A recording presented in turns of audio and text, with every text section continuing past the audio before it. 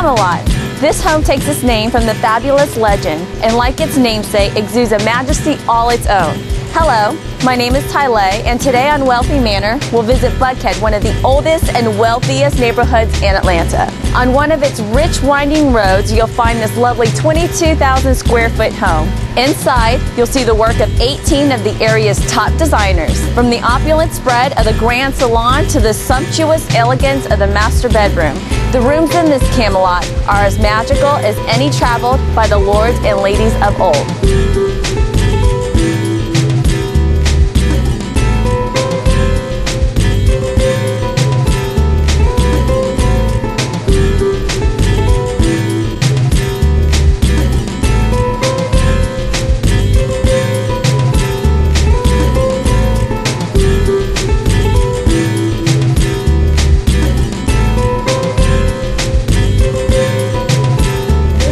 In the Atlanta Symphony Decorator Show House 2008, Pineapple House was awarded the Grand Salon, and we're standing in the Grand Salon right now. We've done the show house for several years, and we have never actually witnessed a space this large, and of course we've never done a space this large ourselves. Approximately 52 feet by 25 feet, and it actually has 25-foot ceiling, so you can imagine how expansive that space is.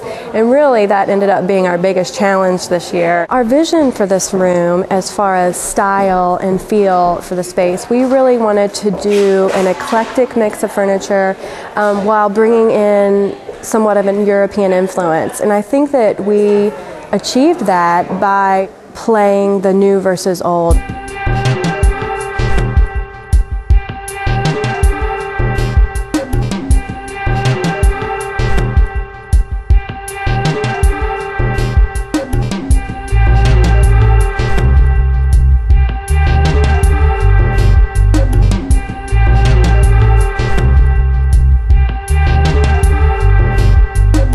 We've got these 100-year-old antiques, we've got these very transitional custom upholstery pieces that we've designed, this Calcutta marble, which is obviously a very classic material, versus these metal and glass etagères. So you can see kind of the contrast between the new versus the old in the space, really throughout the whole space.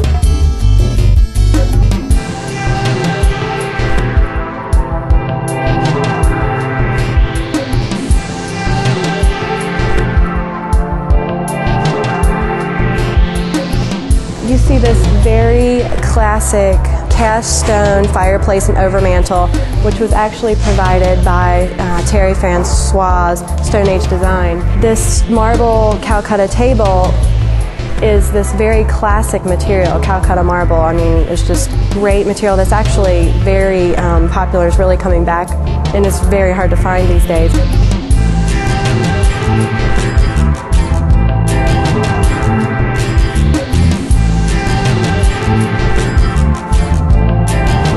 You see the base of the coffee table. It's very transitional and updated, and it's again that black tubular design that we custom designed for this particular space.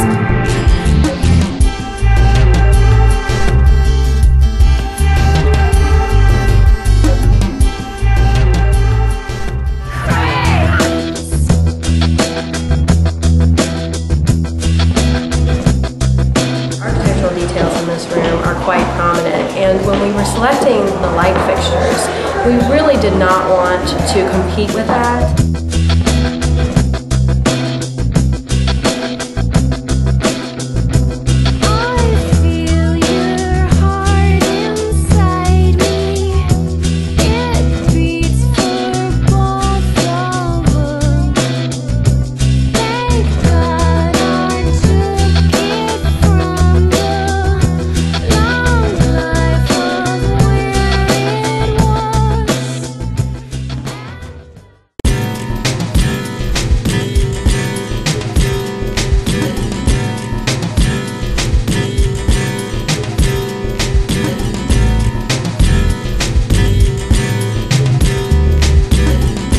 We start with the entry hall, flanked by the living room and dining room to the right, and by a warm wood paneled library sitting comfortably to your left.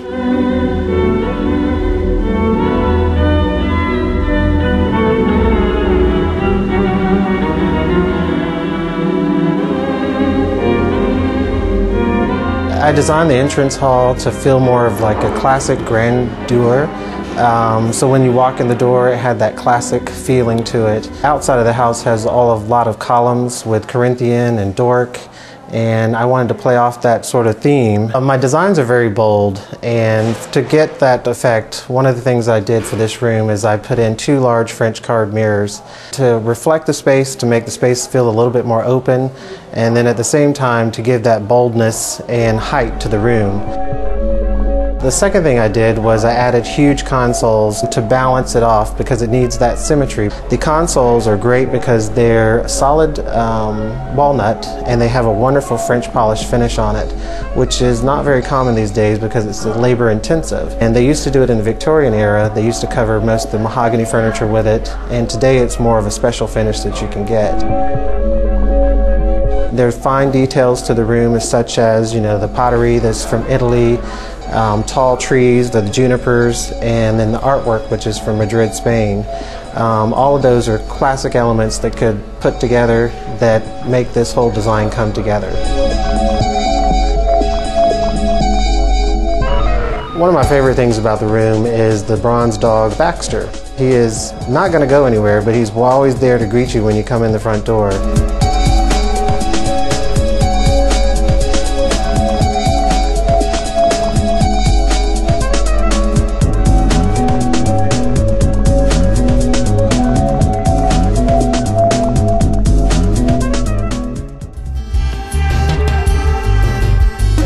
We wanted to bring some warmth to the walls. We did a warm neutral gray, and as you'll see throughout the space, it highlights really well with the columns, all the architectural details that you'll see throughout the space. We really played with the scale in this room and really wanted to make the scale fit this size space. And I mean, I think it's very rare to see a 72-inch coffee table.